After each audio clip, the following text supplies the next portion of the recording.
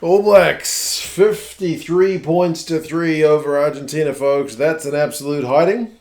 We'll go through some key events, some stats, and you guys can let me know your thoughts on this one. Are the All Blacks back? I don't know, man. They certainly looked a lot better than last week. Argentina unable to kind of back up, and it's a similar story from what we saw when the All Blacks first lost to Argentina, and that the next week they went and gave them a bit of a hiding. Kind of similar story here.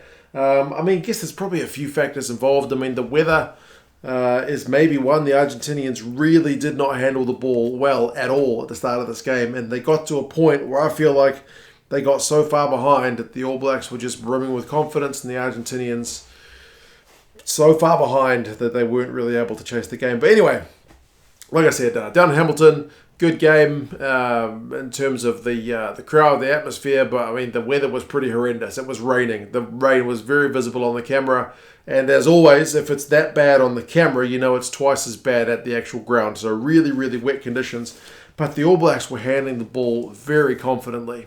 Really pleasing to see from an All Blacks perspective, man, because we get kind of doom and gloom after a loss, especially a first ever home loss to Argentina. But yeah, man, very, very different this week. It was Lavanini who knocked it on within about a minute, pretty much straight after the kickoff. That gave the All Blacks a bit of field position, some phases. A little bit concerningly, they couldn't break through a pretty solid Argentinian defence early, but still opted for a 3. Play it safe, get the 3 points on the board, get some reward for that pressure, which is something the All Blacks maybe didn't do last week. And then more errors for the Argentinians. They had a quick throw, they kicked it, it went dead. So it's another kind of bit of free field position for the All Blacks, which is not something you want to be giving them. And by 9 minutes, Ethan de Groot's going over. And it's really pleasing from an All Blacks perspective to see them play with quick ball, play with confidence, and not be afraid to use the boot. Like David Havili is a pretty decent kicker of the ball. He's a bit of a utility player. He's played fullback. The guy knows how to put boot to ball. We see him do it all the time for the Crusaders. And underutilized, especially last week. I think one kick last week from David Havili.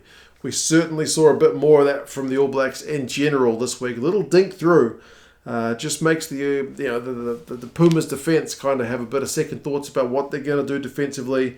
And from the All Blacks, dink over, regathering the ball, some smart play. And de Groot powers over 10-0. So you're more than a try ahead. More handling errors from the Argentinians in reply. So just not at the races early, which is really not a place you want to be. Matera did win a turnover after the All Blacks had been knocking on the door after about 7 phases, which was kind of reminiscent of what we saw last week. It was a chance for a bit of a momentum shift. But the next try is the All Blacks. It's Caleb Clarke. This one's from Mwanga, I think, gets it to like Will Jordan, to Beauden, Barrett, to Rieko with the line break. It's like proper thing of beauty, traditional All Blacks, what we love to see from a New Zealand perspective try. Like just playing with absolute confidence. Yeah, it's raining and these guys are chucking the ball around like they're having fun, which was really, as I said, pleasing. So 17-0, the All Blacks are in a heck of a position. They do give away an offside, and then the Argentinians are finally in the All Blacks 22. It's one of those ones where they probably need to get some points on the board. Bit of a difference from last week in that last week they were able to kind of keep the scoreboard ticking over. You're already 17-0 down, so what do? Do you kick the 3? Maybe it's not too far gone, but that's a fair few 3s to come back into it, right? They don't go for the 3. They go for touch. They maul it. The maul doesn't go anywhere. They go through some phases eventually. It's another knock on. There's a bit of a kick and duel that kind of develops. Mo'unga, though, is still backing himself to run it out of his own 22, which was... he did that last week as well, but it was pleasing to see him still backing himself. Carreras and Sam Cane had a wee bit of a nasty one where they kind of knocked knees, and we did see Carreras get substituted at halftime. I'm assuming it's because he wasn't quite 100%, and it maybe comes back to that moment. But not able to get on top in the kicking game for sure. Argentina compared to last week where they kicked really well. And it's not like Argentina were without chances. It's not like the Argentinians didn't have any chances in that first half, especially. The scoreboard says 3, but their last pass was really, really letting them down. They had some times where they cut the All Blacks defence open, at least for a phase or two. just couldn't hold that kind of key pass to get themselves on the board. And if you don't get those chances, man, the All Blacks are keeping the scoreboard ticking over on their end. It's going to get pretty hairy. Eventually, they do opt for a 3 to at least get that reward for the pressure that they have had on the All Blacks. And as I said, they did have some pressure on the All Blacks. It's not like it was totally one-sided despite the fact that the All Blacks were 17-0 up. So 17-3, but then the restart issues re-emerge a little bit. We've seen from that with Argentina this year. Them and Scotland especially had struggles, both of them from the restart. I think it's the All Blacks basically go straight in and win a turnover or win a penalty. They maul it, they get stopped, but they got advantage. Taukei'aho ends up going over for a try, but they team up for a knock-on in the build-up. No try. Ioane gets yellow carded for not being back 10 when the All Blacks are taking it quickly, because the All Blacks really were looking to play at pace. And with Ioane off, the All Blacks call for a scrum. Depowered a wee bit without that big human in there, and Rieko, Ioane, is able to go over before half-time. So it's really looking like the All Blacks stay at the office at this point. I mean, by half-time, the All Blacks have had the majority of the possession. The Pumas have had the territory, but you're looking at the kicks from hand. 18 by the All Blacks. Way more kicking than what we saw last week. Not necessarily kicking for distance, but just little kicks through. Will Jordan put in a few. Havili put in a few. Moonga, they were doing a lot of kicking. And turnovers conceded, especially knock-ons. Knock-ons is 7-2. The Argentinians with 7. Way too many. They just could not hold the ball. Really, really disappointing from their point of view. Udo Pacheta comes on in the second half. He does look to add a bit of impact because they've been under the pump. Some good kicks. He has a good line break, but then just as the Pumas are starting to gather momentum, I mean, Sam Whitelock gets a good strip, and it's the All Blacks who end up kind of, shifting the momentum back there, and they get a penalty. So it's 27-3. Argentinians are getting a yellow card warning because they're just conceding penalty after penalty in their own defensive end. I mean, again, Matera is the man who jumps up. He wins a penalty on George Bauer, who's like trying to go for a try 1 meter out. Matera turns him over. So it's maybe a chance for Argentina to push back. Gajo has a good line break. They get held up, the Argentinians, and I think that's a key moment. If the Argentinians score there, at least there's a chance. I mean, 27-3 is still a heck of a long way back, and the odds are they're still going to get beaten. But they're maybe not going to get 53-3 beaten, but they don't get it. I mean, Fletcher Newell gets yellow carded for bringing an Argentinian maul down. Maybe that maul was going to go over. Maybe you could argue penalty try there. But either way, the Argentinians aren't able to convert this chance.